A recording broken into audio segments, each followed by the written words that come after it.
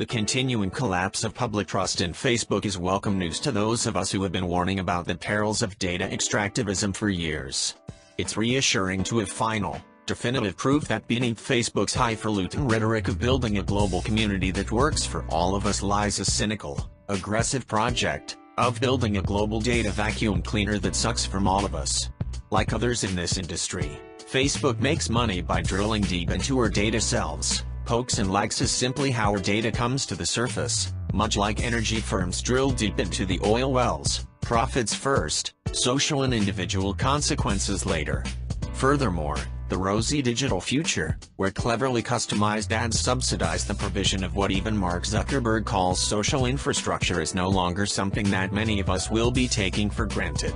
While the monetary costs of building and operating this social infrastructure might be zero, for taxpayers anyway, its social and political costs are, perhaps, even harder to account for than the costs of cheap petroleum in the 1970s. Such realizations, as sudden and shocking as they might be, are not enough. Facebook is a symptom, not a cause of our problems. In the long run, blaming its corporate culture is likely to prove as futile as blaming ourselves.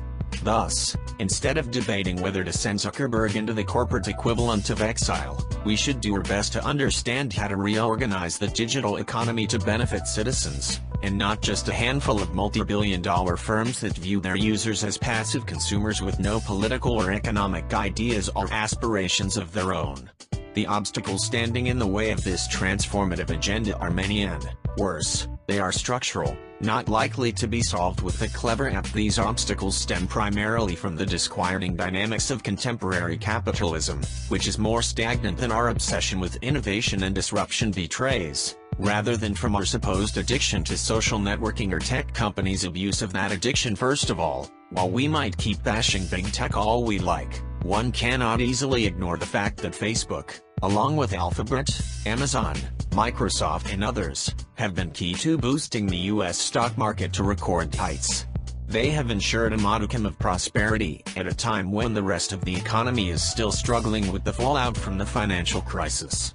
In some sense, America's tech markets of the 2010s are not much different from America's housing markets of the 2000s. Both have tried to generate wealth by means of asset appreciation, even when the real economy struggled. Remove the immense gains in the stock value of big tech companies over the past few years and there would be little reason to speak about any meaningful recovery from the crisis.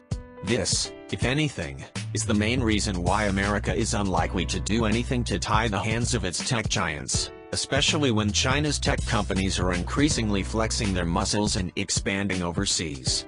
Trump will keep raging about Amazon until the day he discovers Alibaba advertisement.